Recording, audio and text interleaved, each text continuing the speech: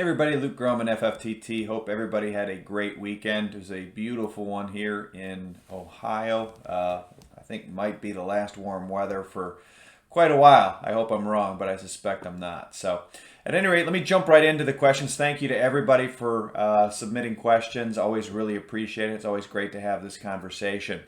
For the first question, IB, please elaborate on what exactly made you recently increase your estimation of the probability of the Fed having become weaponized in the war against Russia and others.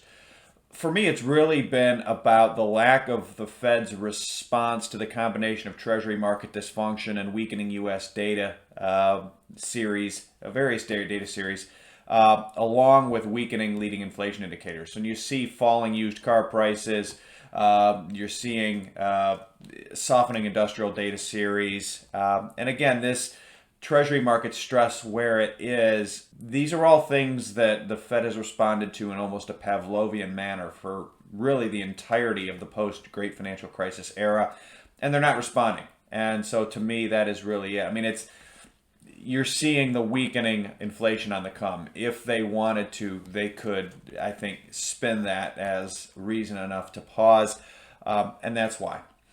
From KP, I listened to a macro view podcast in which you were asked what would Luke do if he was in charge of monetary policy.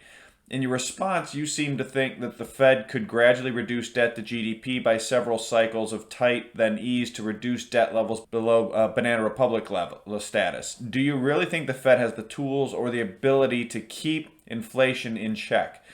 What if the U.S. government's forced to print domestically to keep the guns and pitchforks at bay as all our outsourced economy, especially energy, becomes too expensive?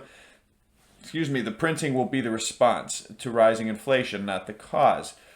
The Fed has the tools, but they can do only one of two things at the end of the day. They can control the quantity of money or they can control the price of money. That's it. Price of money is just interest rates. And so if the challenge is right now, they're trying to control the quantity of money and they're letting the price of money go. If the price of money gets too high, the U.S. government goes bankrupt. That's just the math. And in my opinion, that'll never be allowed to happen. So the question then is really that we're all trying to figure out is what number is that? That's the first question. And I think that number is not too far from here. The second question, which in the long run doesn't matter, in the immediate term, if you're a trader or you're trying to figure out when they're going to pivot, it matters a lot. What number does the Fed think that is? And in my opinion, the Fed is overestimating how high they can go, how high that number is, because they are underestimating, yet again, second order effects of what they're doing, which they have consistently done. It's what they do. It's like the Geico commercial. So do they have the tools? Yes. Will it be inflationary? Yes. If they didn't want inflation, we shouldn't have done a lot of the stuff we've done policy-wise. The inflation is, in my opinion, baked in the cake. Once you get that the GDP to 120% plus, there's two outcomes. You restructure you restructure the debt/default, or you inflate the debt away. That's it. That's how this works at the sovereign level. It's worked this way for centuries, millennia. It's not going to be any different this time, barring a productivity miracle. Let's see, from AT, Rishi Sunak warns UK faces profound economic challenge as he wins race to become prime minister. What do you think this will look like for everyday folk in the UK? I hate to be blunt, I hate to bear bad news, but I think it's higher rates, higher inflation, and higher unemployment, unfortunately. From GW, will the Bank of England be able to save the pound from dollar parity with another rate rise? Which major reserve currency breaks its sovereign nation first in the current macro climate? In my opinion, the Bank of England will not be able to avoid parity over time with the dollar just by raising rates without fixing their energy deficit. Fundamentally, they are short energy. It's like owing debt in another currency, and the weaker they make their economy, the weaker they make their currency. There's either way, it's bad for them. They can weaken the currency, then they're going to have more expensive energy. They're going to need to print more sterling, or they can strengthen their currency, weaken their economy. You sort of get to the same place. You've got a it's a classic emerging market, over-indebted emerging market problem, unfortunately. which one is first, which reserve currency or which SDR currency is first. I think the UK and EU, by virtue of having the low reserves that they have, 2 months of import cover for those two, 16 months of import cover for the Japanese. The Japanese can sell a lot more treasuries, a lot more dollars to defend their currency. Not that it's working, not that it will work, but they have time that the UK and the EU simply don't. And so let's see, next question. AO, if your hypothesis about sovereign debt levels and resulting central bank intervention is correct, why do you think the market has so failed to price in future stimulus? Is the market saying the Fed has been weaponized, or has it really miscalculated this?